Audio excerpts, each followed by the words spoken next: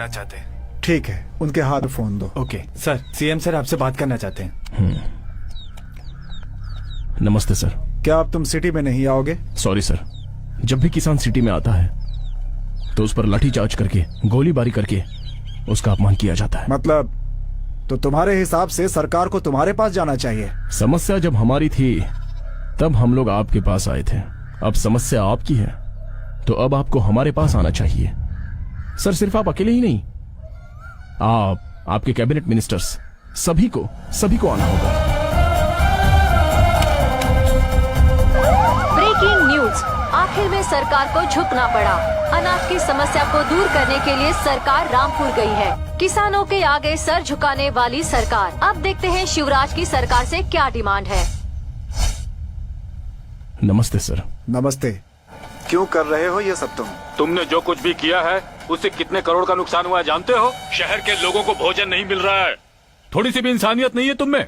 ऐसा है तो किसान इंसान नहीं है? उन्हें कोई तकलीफ नहीं होती?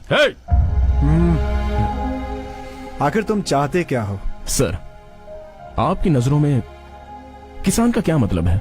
सबके जैसा, वो जो जानते हैं वही करते हैं।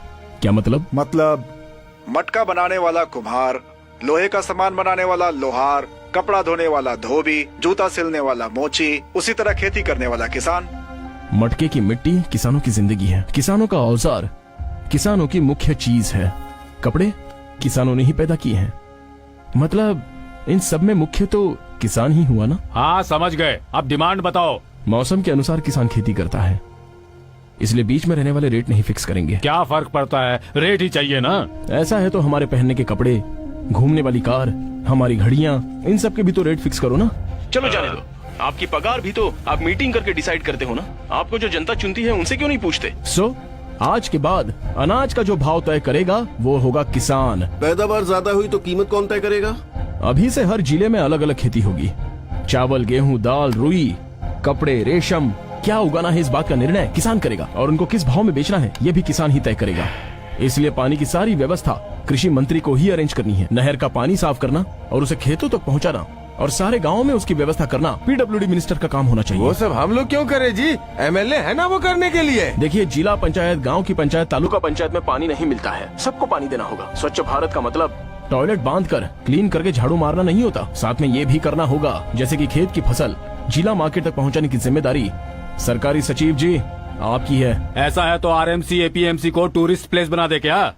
एपीएमसी यार्ड में किसान को खुद ही आना होगा। अभी से कोई भी किसान वहाँ नहीं आएगा, दलाल खुद किसानों की जगह आके लेके जाएगा। No mediators. नेक्स्ट, किसानों की लाइफ का इंश्योरेंस नहीं होगा, इसमें बहुत खर्चा आएगा। सभी डिपार्टमेंट में पीएफ और ग्रेचुटी के साथ छुट्टियों के लिए भी सैलरी मिलती है। पे कमीशन के हिसाब से सैलरी भी ज्यादा होगी। इनमें से किसी ने 1% भी किसानों को दिया है क्या? देखो, ये फाइनेंस डिपार्टमेंट इस समय तुम्हारे सामने है, खुद ही डिसाइड कर लो। सीएम साहब, फाइनेंस डिपार्टमेंट आपके साथ है, आप डिसाइड तो कर लो। और आज के बाद बीजों को किसान ही बचा कर रखेंगे। आज से 3 साल तक खाद और दवा सप्लाई करने वाली सारी की सारी दुकानें बंद। अभी से कुछ भी होने दो, जैविक खेती होगी, ऑर्गेनिक। बड़ी बड़ी कंपनियां हमसे जुड़ी हुई हैं, तो उनका क्या करेंगे? क्या होगा पता? किसान की पैदा की हुई फसल गवर्नमेंट को देनी है, ऐसा एग्रीमेंट है क्या? नहीं है ना? सोच लो, अभी से भूखा मरने वाला किसान नहीं होगा। हाँ, सोच लेंगे। Says special economic zone, multinational company, factory और भी बहुत कुछ। ग्रीन बेल्ट मतलब पहाड़ों के पास रहने वाली जमीनों पर कोई कब्जा नहीं करेगा। चाहो तो खराब लैंड दे दो ना। वो लोग नहीं माने तो? फ्री में दे रहे हो, नहीं माने तो छोड़ दो। नौजवानों के लिए क्या काम? कृषि को इंडस्ट्री के नाम से अनाउंस करो। कितनी फॉरेन कंट्रीज ने किया है। इसके लिए किसानों के बेटों को मानना होगा। इस काम के लिए किसानों की इज्जत करो, सब कुछ ठीक हो जाएगा। तो क्या हम किसानों को भगवान मानकर उनकी पूजा करें? तो गलत क्या है? किसान देश की रीढ़ है। इस प्रकृति को भगवान मानकर पूजा करने वाला देश है हमारा। इसलिए तो सूर्य नमस्कार करते हैं, भूमि पूजा करते हैं, पहली बारिश गिरते ही हल की पूजा करते हैं। ऐसे पूजा करने वाले किसानों को भगवान मानना गलत बात है? और कुछ नहीं है ना? है ना।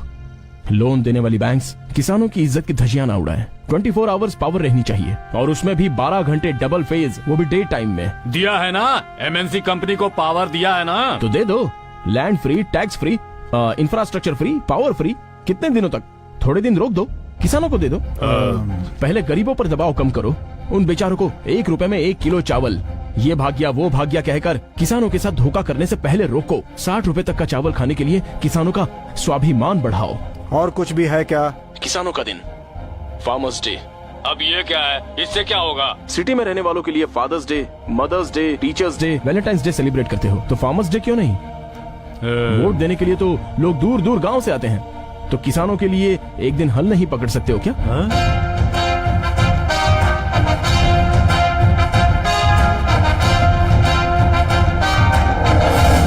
किसानों का भी एक दिन होना चाहिए, यही है हमारी समस्या।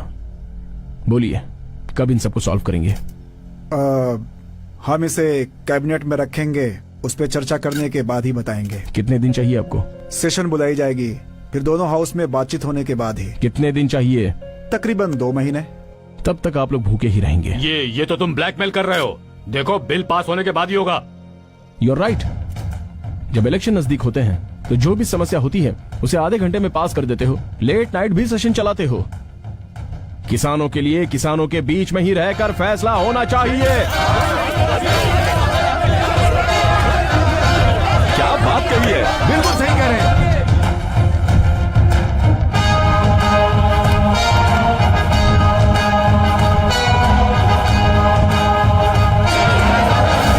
शांत हो जाइए, साइलेंस साइलेंस।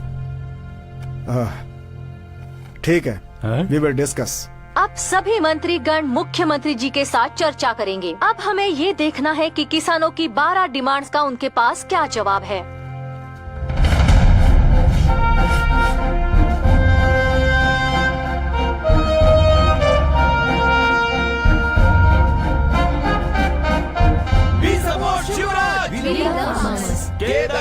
किसान लोग किंग। राज्य के कोने कोने से किसानों के लिए आवाज उठती जा रही है। विद्यार्थी अलग अलग गैंग्स बनाकर शिवराज को फुल सपोर्ट कर रहे हैं।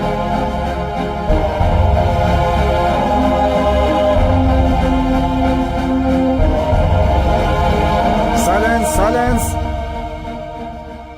सर। इनके डिमांड्स की एक फाइल बना कर दे। Okay sir.